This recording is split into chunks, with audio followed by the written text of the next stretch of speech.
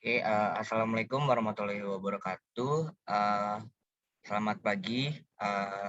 Kami dari kelompok 5 manajemen pemasaran kelas A akan mempresentasikan hasil diskusi kelompok kami mengenai review artikel. Oke, bisa di next.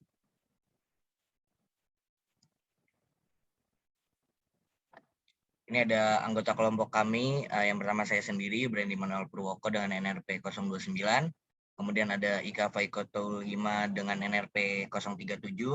Dan juga yang terakhir ada Regita Britannica Putri, NRP 053.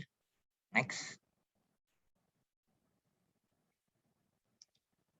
Oke, artikel pertama yang kami review adalah Comparison of COVID-19 and MERS Risk Communication in Korea, a case study of TV public service advertisement.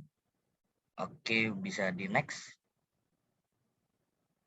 Yang pertama dari artikel MERS dan COVID ini terdapat latar belakang, yaitu dalam beberapa tahun terakhir dunia ini berada di bawah ancaman penyakit menular baru seperti Middle East Respiratory Syndrome atau yang biasa kita sebut dengan MERS, dan juga penyakit COVID-19 atau coronavirus. Nah, dalam hal ini pemerintah menjadi ujung tombak komunikasi dan juga komunikasi risiko, dan juga memainkan peran kunci dalam mengatasi krisis kesehatan masyarakat yang disebabkan oleh kedua penyakit menular tersebut. Oleh sebab itu, media promosi atau iklan dari pemerintah di televisi harus memberikan informasi yang baik dan mendidik untuk menghadapi pandemi yang sedang terjadi ini, khususnya untuk kesehatan para warganya atau masyarakat. Nah, tujuan dari penelitian ini yaitu untuk mengidentifikasi fokus pemasaran atau iklan layanan masyarakat ILM di Korea dalam menanggapi wabah MERS dan COVID-19 dan juga beserta kedua perbedaannya. Oke, boleh di next. Kemudian kita masuk ke metode penelitian. Metode penelitian yang digunakan dalam artikel ini adalah data collection atau pengumpulan data, karena kita akan melakukan survei langsung ke lembaga ILM dengan cara menyebar data collection, pengumpulan data tadi, dan juga terdapat beberapa partisipan sebanyak 22 ILM yang menjadi partisipan dari penelitian ini, yang terdiri dari 5 ILM untuk difokuskan kepada virus MERS dan juga 17 ILM dikhususkan untuk COVID-19. Nah, kemudian untuk tempat penelitiannya tersendiri itu adalah lembaga-lembaga ILM yang berada di negara Korea. Bisa di next. Selanjutnya akan dilanjutkan oleh teman saya. Selanjutnya ada literatur yang digunakan. Yang pertama itu ada komunikasi risiko.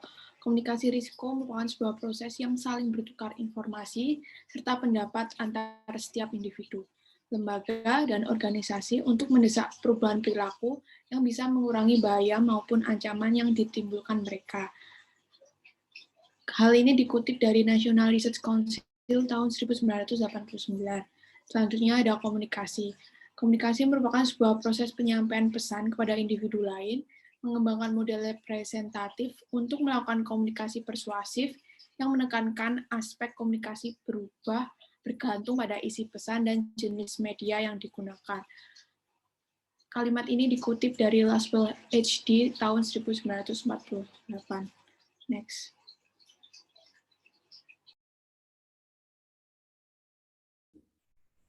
Untuk hasil penelitian dari jurnal ini, yang pertama ada promoting public participation in the response. Salah satu dari 5 ILM diproduksi oleh beberapa kementerian Korea dengan tujuan untuk mempromosikan MERS. Namun, ada beberapa MERS yang tidak diproses dan pemerintah Korea meminta publik untuk memberikan dukungan terhadap tenaga medis, pasien, keluarga melalui sosial media dan narasi. Yang kedua ada medical team support. Nah, PSA terakhir diproduksi oleh Asosiasi Medis Korea dan Sistem Penyiaran Korea untuk mendukung staf medis yang bekerja dengan pasien MERS di lapangan. Hal ini menunjukkan gambar orang-orang yang menanggapi pasien di lapangan dan menyampaikan pesan berupa dukungan dan dorongan kepada staf medis melalui internet. Nah, lalu yang ketiga ada public service advertising on COVID-19. Nah, analisis iklan ini menggunakan 5 jenis pesan. Intinya mendukung dan mendorong masyarakat, memberikan informasi, mendorong partisipasi masyarakat dalam penanggulangan, mendukung relawan, dan mendorong untuk bersikap konstruktif ketika pandemi.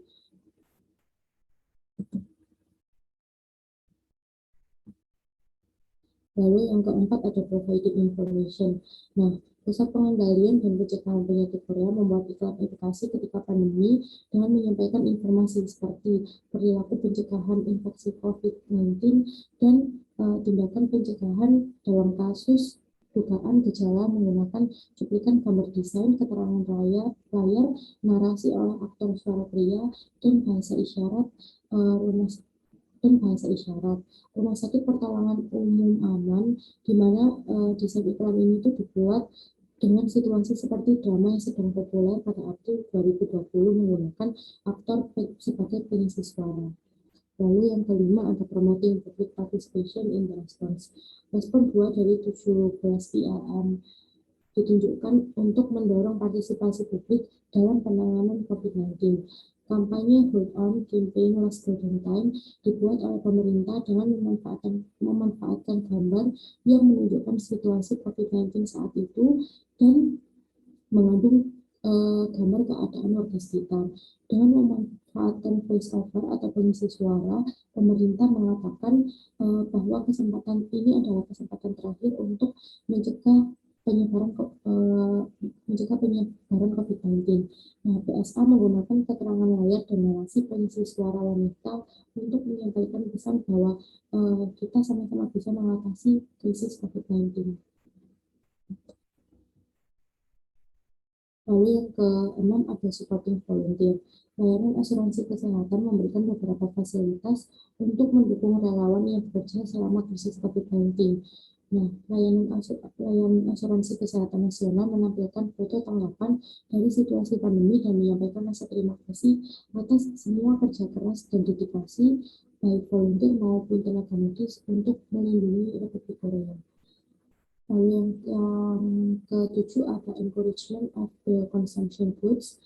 Karena terbatasnya aktivitas ekonomi, masyarakat mengalami kesulitan ekonomi.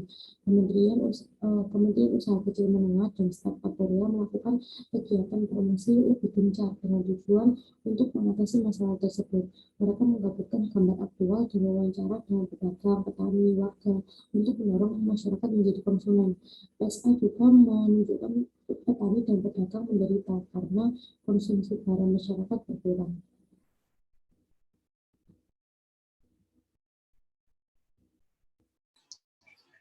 Dari hasil penelitian yang telah dilakukan, berikut merupakan kesimpulan dari penelitian tersebut. Saat ini menganalisis fokus ILM mengenai wabah MERS dan COVID-19 serta perbedaannya. Perilaku pemerintah Korea terhadap komunikasi resiko lebih proaktif sepanjang pandemi COVID-19 daripada selama MERS melanda. Tetapi terdapat perbedaan dalam ciri kedua virus dan kondisi sosial budaya sepanjang wabah MERS dan COVID-19 melanda. Next.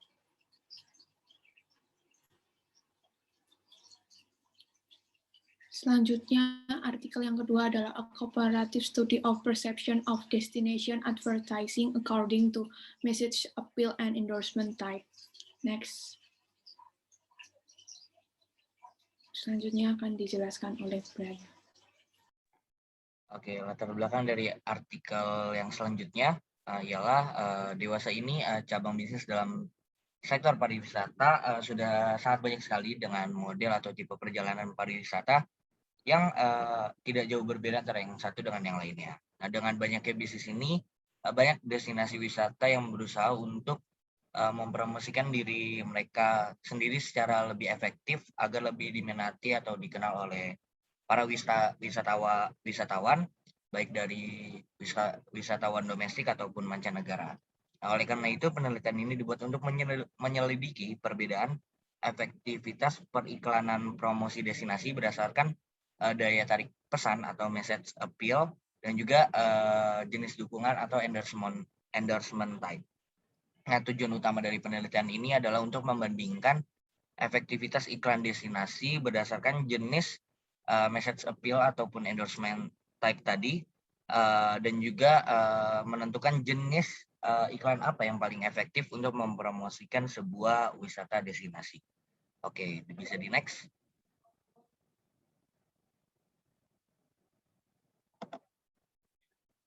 Ya, kemudian ada metode penelitian yang digunakan.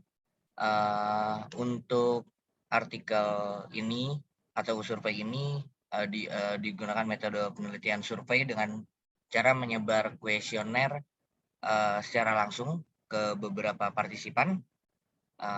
Ada 20 mahasiswa pasca sarjana dan juga profesor yang berafiliasi dengan bidang perhotelan dan pariwisata. Kemudian ada 30 responden yang dihadapkan. Kemudian ada 60 responden yang terbagi menjadi dua. 30 responden difokuskan pada message appeal atau daya tarik yang terdiri dari negara AS, Cina Daratan, dan juga Jepang. Kemudian 30 lainnya dihadapkan dengan daya tarik pesan emosional. Jadi total respondennya itu sekitar 80 sampai 90 orang kurang lebih, termasuk dengan profesor yang berafiliasi di bidang perhotelan dan pariwisata. Kemudian tempat penelitiannya difokuskan di Myeongdong dan Insadong. Itu kawasan perbelanjaan paling populer di Seoul, Korea, untuk para turis yang datang ke tempat perbelanjaan tersebut. Oke, bisa di next.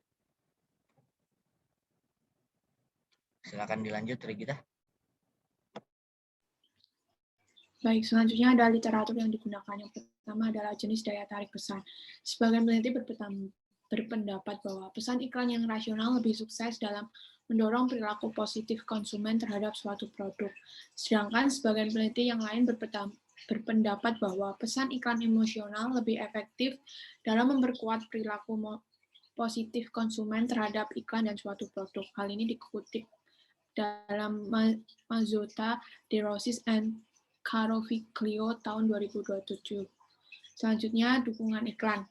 Sejumlah studi yang telah dilakukan menyatakan bahwa atribut juru bicara yang efektif bagi konsumen untuk memaksimalkan manfaat simbolis mencakup hal-hal berikut, yaitu kepercayaan, keahlian, kepribadian, penampilan, manajemen kehidupan pribadi, daya tarik, kompetensi, hubungan, disukai, keakraban, dan identifikasi. Hal ini dikutip dari Amos, Holmes, dan Strutton tahun 2008, Atkin and Block tahun 1983, Ketchen, Adams, and Schock 2008, Lord and Putrefoot 2009, Magni et al. 2008 dan 2010, dan Ohanian 1990, dan terakhir ada Thiel and Basler tahun 2000. Next. Selanjutnya akan dijelaskan oleh Ika. Selanjutnya untuk hasil penelitian yang pertama adalah profil responden.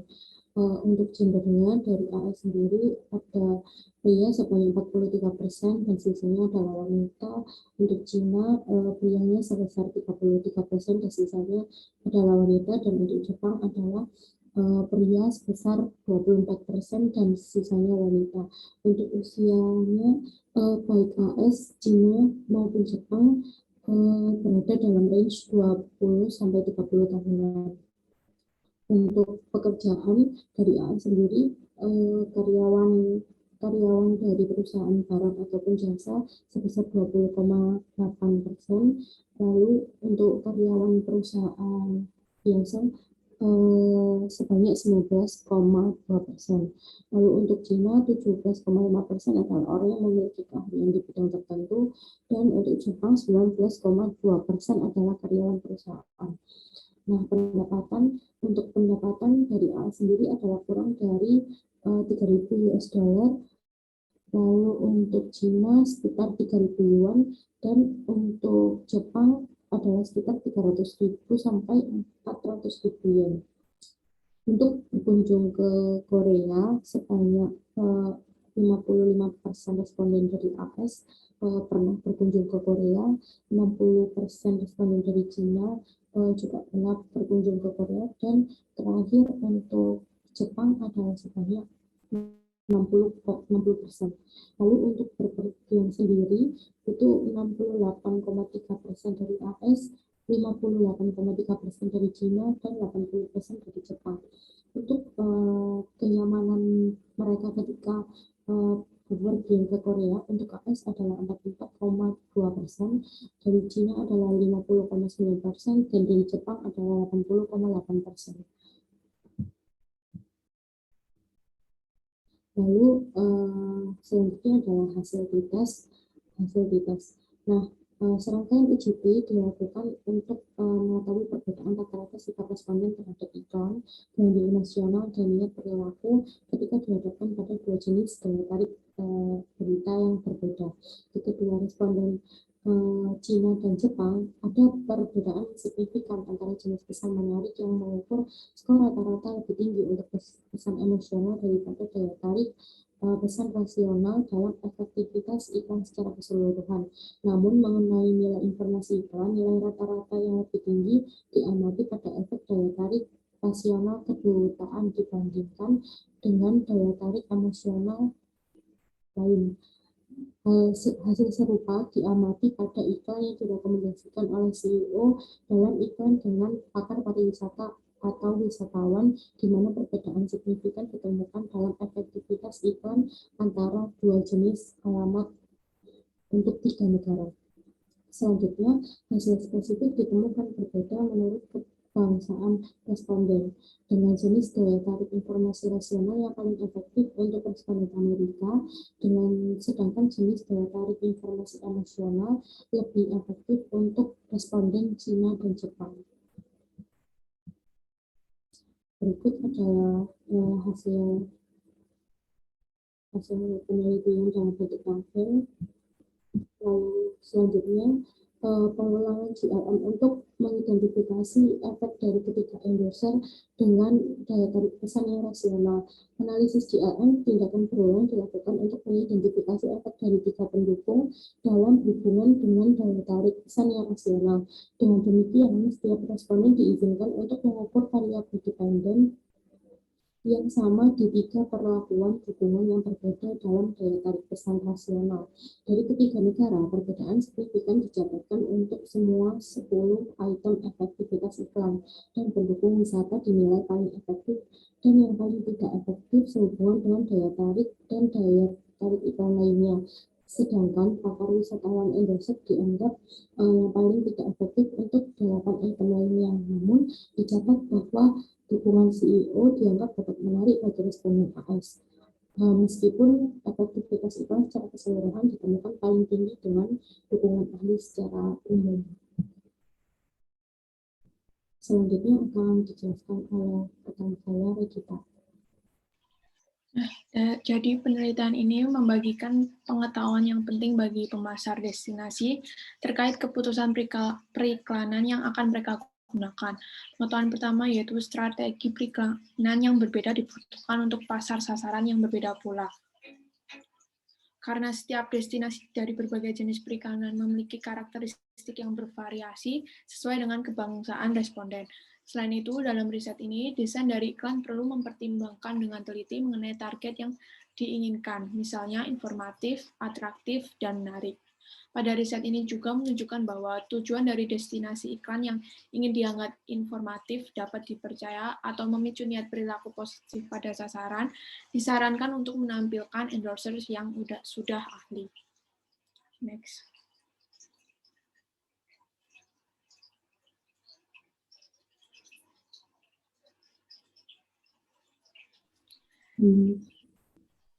Baik, sekian presentasi dari kami. Mohon maaf jika masih ada kekurangan. Kami akhiri. Wassalamualaikum warahmatullahi wabarakatuh.